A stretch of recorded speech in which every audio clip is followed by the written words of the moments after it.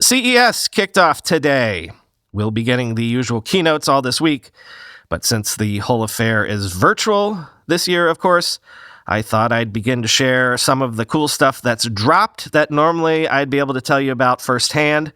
A lot of laptops get showcased this week. Stuff like HP's new $999 HP NV14 laptop, which is rocking 11th-gen Intel chips, quoting Android Authority. The HP Envy X360 from 2020 was one of last year's most well-reviewed laptops. With the Envy X360, you got the style and design aesthetic of the high-end Spectre series, but at a much lower price. At $999, the HP NV14 is quite expensive. In fact, that price really blurs the line between the mid-range Envy family and the high-end Spectre series. Regardless, this seems like a terrific machine if you can afford it.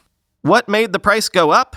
Inside, the HP NV14 houses an NVIDIA GeForce GTX 1650 Ti graphics card and an 11th-gen Intel Core i5 chip.